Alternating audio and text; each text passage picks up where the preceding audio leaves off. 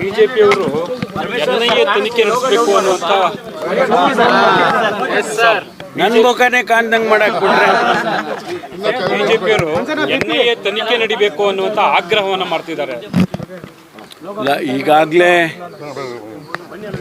ಅನೇಕ ಸಂದರ್ಭದಲ್ಲಿ ನಾನು ಹೇಳಿದ್ದೇನೆ, NIA ಕೊಡತಕ್ಕಂಥ ಅಗತ್ಯ ಇಲ್ಲ. SITಯನ್ನು ಮಾಡಿದ್ದೇವೆ, SIT ಕೆಲಸ ಮಾಡ್ತಾ ಇದೆ. ಹಾಗಾಗಿ SIT ಕೆಲಸ ಮಾಡುವಾಗ ಇನ್ನೊಂದು ಏಜೆನ್ಸಿ ಕೊಡೋ ಅಗತ್ಯ ಇಲ್ಲ. ಇದನ್ನು ನಾನು ಹೇಳಿದ್ದೇನೆ, ಮಾನ್ಯ ಮುಖ್ಯಮಂತ್ರಿಗಳು ಹೇಳಿದ್ದಾರೆ. ಅದರಿಂದ ಅವರ ಬೇಡಿಕೆ, ಅವರು ದಿನನಿತ್ಯ ಇದನ್ನು ಬೇರೆ ರೀತಿಯಲ್ಲಿ ತೆಗೆದುಕೊಂಡು ಹೋಗ್ತಾ ಇದ್ದಾರೆ. ಅದಕ್ಕಾಗಿ ಅವರು ಡಿಮ್ಯಾಂಡ್ ಮಾಡ್ತಾರೆ. ನಾವು NIA ಕೊಡೋ ಅಗತ್ಯ ಇಲ್ಲ.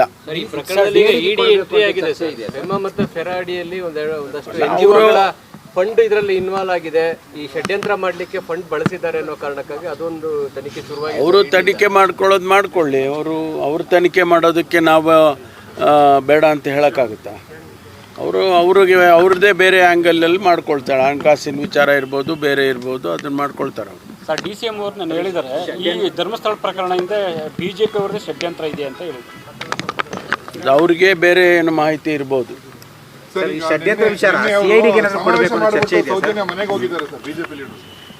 ಯಾರ ಮನೆಗೆ ಏನು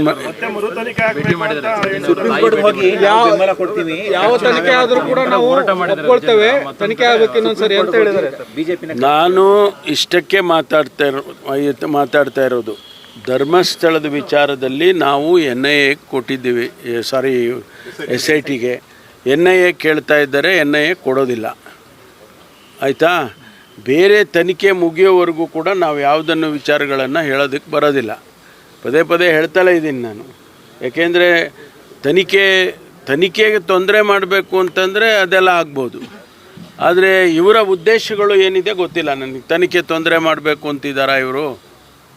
ನನಗೆ ಹಂಗೆ ಕಾಣಿಸ್ತಾ ಇದೆ. ಯಾಕೆಂದರೆ ಈಗ ತನಿಖೆ ನಡೀತಾ ಇದೆ, ತನಿಖೆಯಲ್ಲೇನು ಕೂಡ ತಪ್ಪಿಲ್ಲಲ್ಲ. ತನಿಖೆನಲ್ಲಿ ಏನಾದ್ರು ತಪ್ಪಿದೆಯಾ? ಆ ಪ್ರಶ್ನೆ ಯಾವಾಗ ಬರುತ್ತೆ ಅಂತ ಹೇಳಿದ್ರೆ, ನಾವು ಇನ್ನೊಂದು ಏಜೆನ್ಸಿ ಕೊಡಬೇಕು ಅನ್ನುವಾಗ ತನಿಖೆಯಲ್ಲಿ ತಪ್ಪಿದ್ರೆ ಇನ್ನೊಂದು ಏಜೆನ್ಸಿ ಯೋಚನೆ ಮಾಡ್ಬೋದು. ಆ ತಪ್ಪು ಯಾವುದು NIAದಿಂದ ಆಗಿಲ್ಲಲ್ಲ, SITಯಿಂದ. SITಯಲ್ಲಿ ಯಾವುದೇ ಆಗಿಲ್ಲ.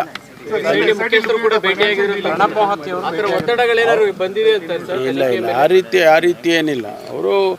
ನಾವು ಬೇರೆ ಬೇರೆ ವಿಚಾರಗಳಿರೋದಿಲ್ವಾ ಚರ್ಚೆ ಮಾಡೋದಕ್ಕೆ? ಬರೀ SIT ವಿಚಾರಗಳನ್ನೇ ಚರ್ಚೆ ಮಾಡೋದಕ್ಕೆ ಮಹಂತಿಯವರು ಬರೋದಿಲ್ಲ. SIT ಒಂದು ಭಾಗ, ಅವರಿಗೆ ಬೇರೆ ಬೇರೆ ಕೆಲಸಗಳ ISD ಇನ್ಚಾರ್ಜ್ ಇದ್ದಾರೆ, ಅವರಿಗೆ ಬೇರೆ ಬೇರೆ ಕೆಲಸಗಳನ್ನು ಕೂಡ ಕೊಟ್ಟಿರ್ತೀವಿ. ಅದಕ್ಕೆ ಬ್ರೀಫ್ ಮಾಡೋಕ್ಕೆ ಬರ್ತಾರೆ. ಸರ್, ಸೌಜನ್ಯ ಕೇಸಲ್ಲಿ ಕೂಡ ಇನ್ನೊಬ್ಬ ಮಹಿಳೆ ಬಂದು ಹೇಳ್ತಾ ಇದ್ದಾರೆ, ಸರ್ ನಾನು ಅವತ್ತು ನೋಡಿದ್ದೆ, ನಾನು ಕೂಡ ಸಾಕ್ಷಿಯಾಗಿದ್ದೆ ಅನ್ನೋಂಥದ್ದು. ಅವರು ಕೂಡ ತನಿಖೆ ಆಗ್ತಾರೆ ಸರ್? ಅದೆಲ್ಲ SIT ಗಮನಿಸುತ್ತೆ, ಅದೆಲ್ಲವನ್ನು ಗಮನಿಸ್ತಾರೆ. ಸರ್, ಆಮೇಲೆ ಧರ್ಮಸ್ಥಳ ಪ್ರಕರಣ RSS ಮತ್ತು BJP ಗಲಾಟೆ ಅಂತಾನೂ ಕೂಡ ಕೆಲವರು ಮಾತನಾಡ್ತಿದ್ದಾರೆ. ನಿಮ್ಮ ನಾಯಕರುಗಳು ಕೂಡ ಈ ಬಗ್ಗೆ ಯಾರು ಮಾತಾಡಿದ್ದಕ್ಕೆಲ್ಲವೂ ಕೂಡ ನನ್ನಿಂದ ಉತ್ತರ ಸಿಕ್ಕಲ್ಲ.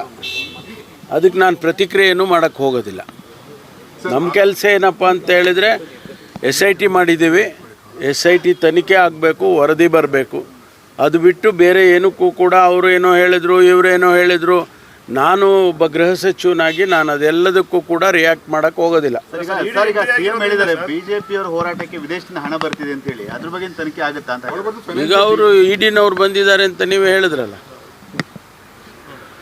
ಅಲ್ಲ ಸರ್, ED ತನಿಖೆ ಈಗ ಎಂಟ್ರಿ ಕೊಟ್ಟಿರೋದ್ರಿಂದ SIT ತನಿಖೆಗೆ ಎಲ್ಲ ಒಂದು ಕಡೆ ಹಿನ್ನಡೆ ಆಗ್ಬೋದಾ ಅಥವಾ ಹೇಗೆ? ನೋಡಿ, ಅವರು ಯಾವ ಟರ್ಮ್ಸ್ ಆಫ್ ರೆಫರೆನ್ಸಿಂದ ಮಾಡ್ತಿದ್ದಾರೆ ಗೊತ್ತಿಲ್ಲ ನಮಗೆ.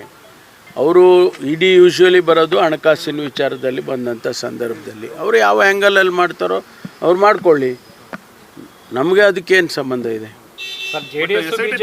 ಇದುವರೆಗೂ ಅಂಥದ್ದೇನು ಕಂಡು ಬಂದಿಲ್ವಾ ಸರ್? ವಿದೇಶಿ ಕರೆನ್ಸಿಯಲ್ಲಿ ಬಂದಿರತಕ್ಕಂಥದ್ದು ಅವರಿಗೆ ಕೊಟ್ಟಿರೋ ಟರ್ಮ್ ಆಫ್ ರೆಫರೆನ್ಸ್ ಏನಂದರೆ, ಅವರು ಏನು 164 ಸ್ಟೇಟ್ಮೆಂಟಲ್ಲಿ ಆ ವ್ಯಕ್ತಿ ಚಿನ್ನಯ್ಯ ಹೇಳಿದ್ದಾನೆ, ಅದನ್ನು ಮಾತ್ರ ನೋಡ್ತಿದ್ದಾರೆ ಅವರು.